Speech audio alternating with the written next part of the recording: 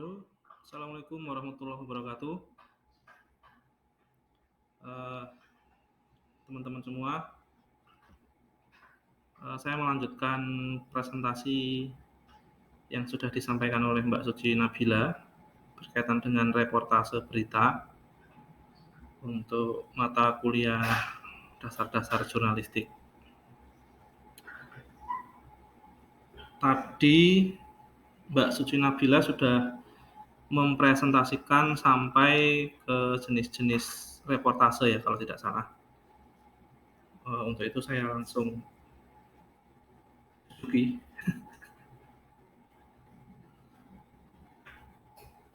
Mohon maaf karena internetnya lemot. Kalau tidak salah tadi Mbak Suci sudah menyampaikan jenis-jenis reportase. Kalau tidak salah tadi ada 4. Ada reportase sederhana, reportase interpretatif, reportase partisipasif, dan reportase investigatif. Untuk reportase sederhana tadi sudah dijelaskan oleh Mbak Suci. Saya langsung lompati saja ke reportase partisipasif ya. Baik, reportase ini jurnalis melibatkan narasumber untuk berdialog membahas topik yang diberitakan. Jadi wartawan atau jurnalis berdiskusi langsung atau berdialog langsung oleh narasumber untuk membicarakan topik yang sedang dilaporkan atau yang sedang diberitakan atau sedang yang dibahas. Contohnya ini berita di Detik. Ya, jadi dalam hal ini jurnalis atau pewawancara berdiskusi atau berdialog langsung oleh narasumber. Kalau kita lihat dari contoh ini narasumbernya ya Pak siapa ini ya, saya nggak, ya pokoknya polisi ya, sedang membahas tentang keluh kesah warga. Ya pokoknya itu, ini contohnya ya, mohon maaf kalau tidak ada kesesuaian dengan contoh, nanti Bu Laili bisa meluruskan.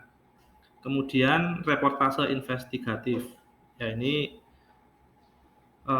wartawan atau jurnalis melakukan riset, penelitian atau pelacakan terhadap sesuatu secara mendalam untuk mendapatkan informasi berupa fakta atau kebenaran yang sebagai bahan laporan, namun tetap dalam konteks atau dalam aturan yang sesuai gitu ya, mohon maaf. Nah, untuk reportase investigatif ini kadang untuk jurnalis itu dibolehkan menyamar gitu ya, menggunakan kamera tersembunyi dan sebagainya untuk mengungkap fakta yang berusaha ditutup-tutupi oleh sesuatu atau seseorang. Nah, ini contohnya ya. Kemudian selanjutnya teknik reportase. Saya membagi dalam 3 kelompok atau 3 tahap, yaitu praproduksi, produksi atau liputan, kemudian postproduksi. Di praproduksi itu ada perencanaan, rapat redaksi, observasi dan sebagainya. Kemudian di bagian produksi ya ada wawancara, konferensi pers, press release. Kemudian untuk post produksi cover up yang nanti akan kita bahas di belakang. Kemudian untuk praproduksi ada 2 hal, yaitu perencanaan dan rapat redaksi, itu untuk menentukan topik, lokasi, angle, narasumber dan teknis lainnya. Kemudian observasi atau riset ini ya tujuannya buat update isu atau informasi terbaru. Ya basisnya tetap data, bisa dari sumbernya bisa dari media yang lain. Tujuannya untuk itu ya, untuk perencanaan. Kemudian produksi atau dalam hal ini saya sebut dengan liputan.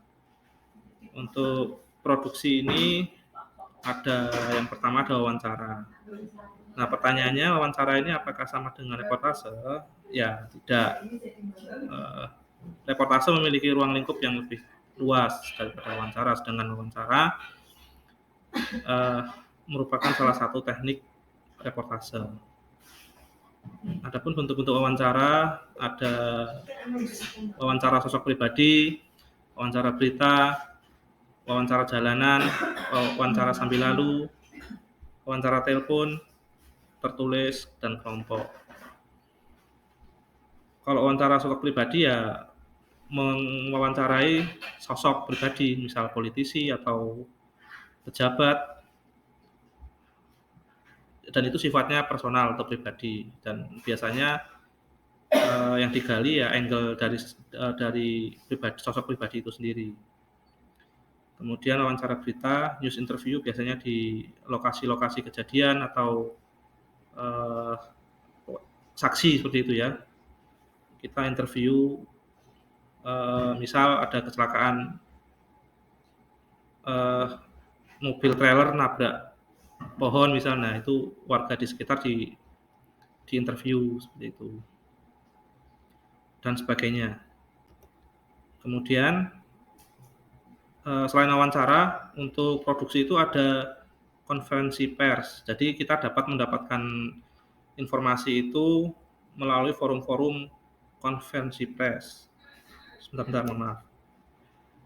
Nah, ini biasanya acara ini dibuat untuk mengumumkan, menjelaskan, atau mempromosikan sesuatu dari entitas atau perusahaan atau instansi tertentu, sehingga misal untuk perusahaan rilis produk baru, dia lakukan konferensi pers. Ini menurut M. Fikri Akbar dan teman-teman dalam buku Public Relation. Kemudian untuk tujuan konferensi pers ya seperti yang saya sebut tadi, mengumumkan informasi yang sifatnya darurat, menyampaikan sikap entitas atau instansi, promosi, atau untuk mengklarifikasi. Kemudian selain di forum konferensi pers, kita jurnalis atau wartawan juga dapat mencari informasi dari press release yang dikeluarkan oleh dari mana saja, boleh perusahaan, instansi, dan semuanya yang mengeluarkan press release. Biasanya ini dibuat oleh PR untuk menginformasikan kepada publik melalui media massa baik secara online maupun offline. Dalam jurnalistik, press release ini sama dengan teknik pengumpulan fakta seperti wawancara, observasi, serta konferensi pers. Artinya, press release juga bisa dijadikan sumber laporan atau berita. Kemudian yang terakhir post produksi. Nah, ini terkait dengan cover up, saya sudah konfirmasi ke Bu Laili, saya tidak bisa menjelaskan lebih jauh tentang cover up. Nanti akan dijelaskan oleh Bu Laili. Karena barangkali cover up ini saya tidak mengerti apa yang dimaksud dengan cover up ini, karena saya melihat dari RPS yang disusun oleh Bu Laili mata kuliah dasar jurnalistik ini, dan saya juga sudah nyari referensi, hanya yang belum saya lakukan nanya-nanya ke orang-orang. Ya, nanti akan dijelaskan langsung oleh Bu Laili. Terima kasih, itu saja yang bisa saya sampaikan. Mohon maaf kalau ada informasi yang kurang jelas. Di awal tadi sudah kami disclaimer ya, bahwa yang kami sampaikan ini, yang kami paparkan ini adalah sebatas pengetahuan saya dan Mbak Suci, ya dengan segala keterbatasan yang kami hadapi gitu ya. Mungkin ini yang bisa saya sampaikan. Selebihnya mohon maaf. Assalamualaikum warahmatullahi wabarakatuh.